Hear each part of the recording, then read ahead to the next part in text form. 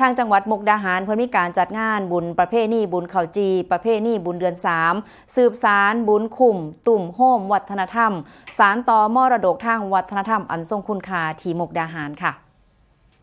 โดยนายวรยานบุญราชผู้ว่าราชการจังหวัดมุกดาหารเพิ่นได้เป็นประธานเปิดงานบุญข้าวจีประเพณีเดือน3ภายใต้ซื้องานที่ว่าสืบสารบุญคุ้มตุ่มโฮมวัฒนธรรมโดยมีส่วนราชการผู้นำชุมชนและกับประชาชนเข้าร่วมงานเป็นจำนวนมาก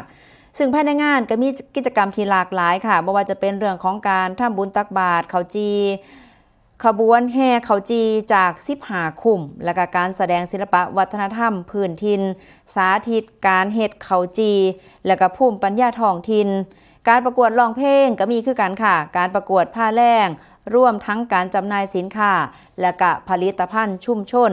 ซึ่งการจัดงานในเทื่อนี้ก็นับเป็นการสืบสานประเพณีอันดีงามเสริมสร้างความสามัคคีอนุรักษ์วัฒนธรรมพื้นถิ่นและก็ส่งเสริมการท่องเที่ยวเชิงวัฒนธรรมของจังหวัดมุกดาหารผู้สนใจก็สามารถเข้าร่วมงานได้ที่วัดชัยภูมิบ้านค้อที่ซอยสร้างคุณค่าทางสังคมและก็รายได้ให้กับชุมชนอย่างยั่งยืนสำหรับบุญ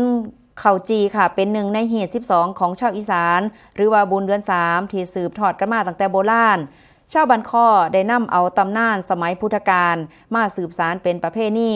โดยนำเอาข้าวเหนียว1เอามาปั้นแล้วก็เสียบไม้แล้วก็ท่าไข่แล้วก็ย่างไฟจนหอมกรอบก่อนที่จะนำไปถวายพระในวันขึ้น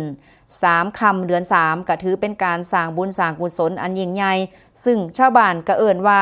บุญคุ้มนั่นเองค่ะนี่ก็เป็นบุญเดือน3นะคะก็คือเขาไม้ปลามันนะคะเขาขึ้นเล่าแล้วก็เอามาเฮ็ดบุญกันค่ะคุณผู้ชมคะนี่ก็คือความงดงามของประเพณีบ้านเฮาชาวอีสานนั่นเองค่ะครับผมเพิ่นบอกว่าห้อยอันเป็น